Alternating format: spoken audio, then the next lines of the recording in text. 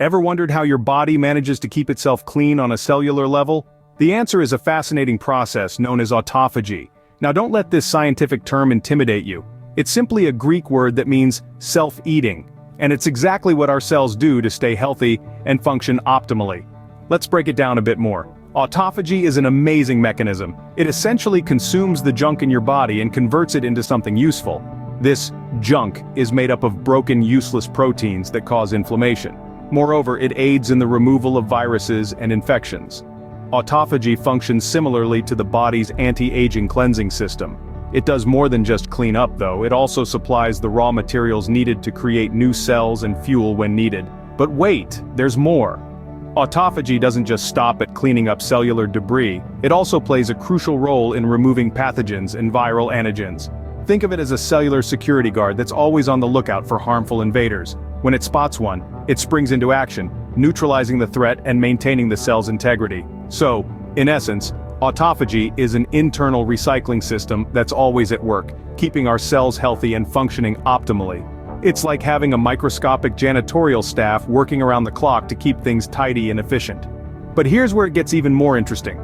Autophagy doesn't just clean up and protect our cells, it also serves as a source of raw materials and fuel. When our cells are low on energy, they can kickstart the autophagy process to break down old or damaged components and use them as a source of energy. It's a clever way to ensure that nothing goes to waste. So, autophagy is our body's way of performing a deep clean. But how does it relate to health conditions like cancer? Can a process that cleans and recycles also contribute to something as harmful as cancer? Well, let's delve into the intricate relationship between autophagy and cancer. Autophagy, our body's natural recycling system, plays a dual role when it comes to cancer. On one hand, it's a protective barrier, a sort of cellular guardian, if you will. When operating in healthy cells, autophagy diligently works to prevent the onset of diseases, including cancer. It does this by removing damaged proteins and organelles along with any pathogens or viral antigens that could potentially harm our cells. By doing so, autophagy ensures our cells remain healthy and function optimally. But what happens when cells become cancerous? This is where the relationship between autophagy and cancer gets a bit complicated. You see, when cells are already affected by cancer, autophagy can inadvertently play a role in promoting cancer progression. Think of it as a well-intentioned friend who unknowingly aids a wrongdoer. In the hostile environment of a tumor, autophagy can help cancer cells survive. It provides the cancer cells with the necessary nutrients they need to thrive, especially under stressful conditions. This is because autophagy can recycle cellular components to provide raw materials and fuel, even when resources are scarce. But it's not all doom and gloom. Research is being conducted to find ways to manipulate autophagy for cancer treatment. Some scientists are studying ways to suppress autophagy in cancer cells, hoping to starve them of the resources they need to survive.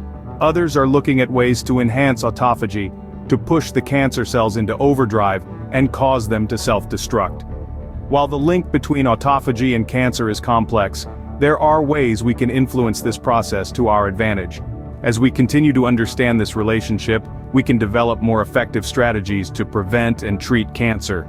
So let's not lose hope, because every discovery brings us one step closer to winning the battle against this dreaded disease. If autophagy is so beneficial, you might be wondering, how can we increase it? Well, let's dive right into it. There are several strategies to boost autophagy, with each having its unique benefits. Firstly, fasting is the most potent trigger for autophagy. When we fast, our bodies switch from growth mode to maintenance and repair mode. This transition provides the body with the opportunity to clean up the cellular debris and damaged proteins that accumulate over time. The longer the duration of the fast, the greater the autophagic activity. However, it's important to understand that fasting should be approached with care and under guidance, especially for those with certain health conditions. But what if you're not quite ready for a full-blown fast? No worries. There's another dietary strategy that can stimulate autophagy, a low-carbohydrate diet. Consuming fewer carbs puts your body in a state of ketosis, where it starts burning fat for energy instead of glucose. This metabolic shift also stimulates autophagy, helping your cells to stay clean and efficient. Intermittent fasting is another great approach. This eating pattern involves cycling between periods of eating and fasting. For example, you might eat all your meals within an 8-hour window and fast for the remaining 16 hours of the day. This gives your body a daily dose of autophagy, helping to keep your cells in tip-top shape. Moving on, exercise is another fantastic way to boost autophagy.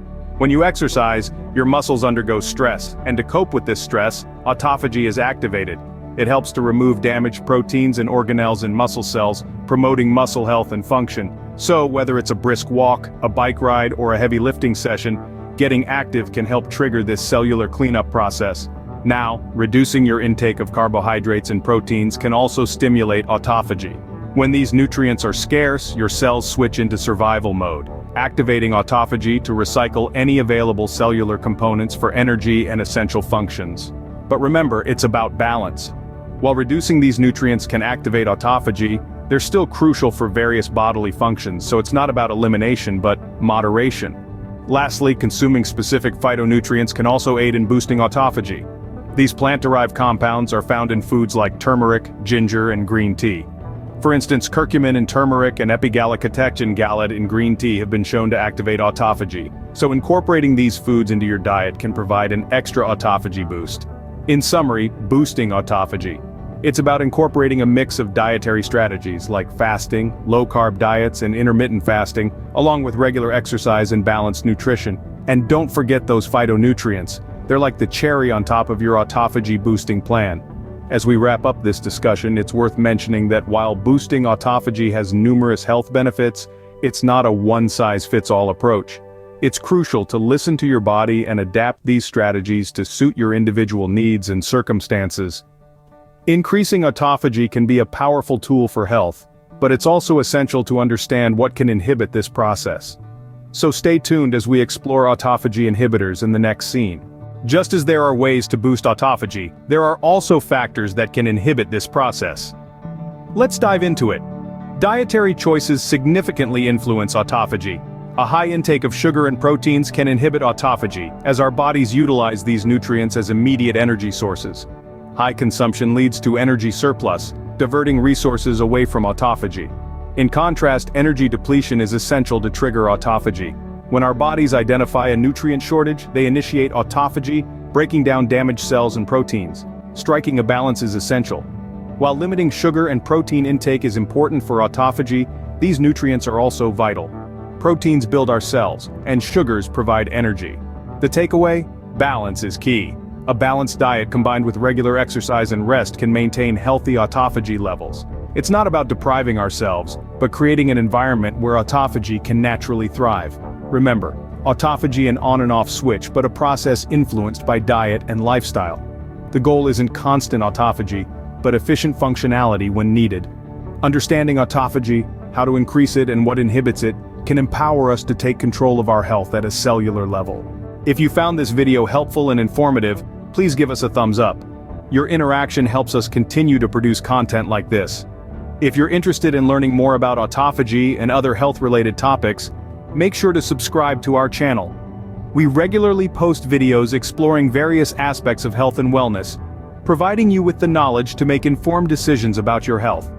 If you have any thoughts or questions about autophagy, or suggestions for future video topics, please leave them in the comments section below. We are always excited to engage with our viewers and appreciate your input. And remember, your health is in your hands. Knowledge is power, so keep learning, keep growing, and keep striving for optimal health. Thank you for watching.